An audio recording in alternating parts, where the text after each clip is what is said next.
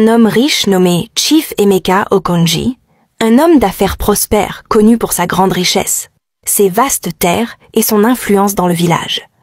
En tant qu'homme respecté et chef de famille, sa réussite était enviée de tous. Il était marié à une femme douce et généreuse nommée Nenna, qui lui avait donné 2 magnifiques filles. Bien qu'ils aient mené une vie heureuse, un poids pesait lourdement sur le cœur d'Emeka, l'absence d'un fils pour perpétuer son héritage. Dans la culture Igbo, l'importance d'avoir un héritier mâle est capitale. Et Nenna aimait profondément ses filles, mais elle était douloureusement consciente de la pression que subissait son mari de la part de sa famille et de la communauté.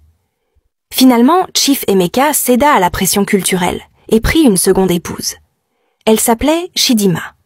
Contrairement à la nature calme et sereine de Nenna, Chidima était une femme ambitieuse, une beauté au caractère bien trempé, persuadée que le pouvoir et la richesse devaient jamais se saisir à pleine main.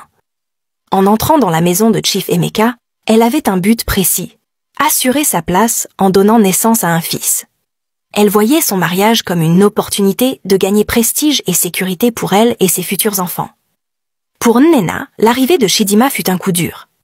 Elle avait bâti sa vie autour de sa famille, et elle devait désormais affronter la douloureuse réalité de partager son mari avec une autre.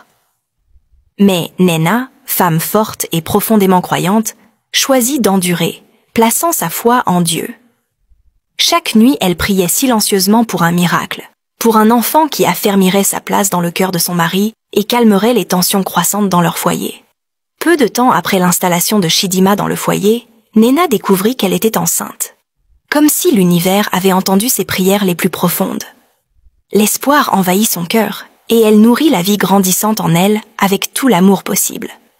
Les mois passèrent, et Nenna donna naissance à un garçon en bonne santé qu'ils appelèrent Obiajulu, ce qui signifie « mon cœur est en paix ». Sa naissance fut accueillie dans l'allégresse, et tout le village célébra. Mais ce que personne ne savait, c'est que cette naissance allait déclencher une guerre silencieuse, nourrie de jalousie, de rancune et de ténèbres. Si tu veux connaître la suite, like cette vidéo, abonne-toi, partage et commente partie 2 si tu veux découvrir ce que Chidima est prête à faire pour prendre la place de Nenna.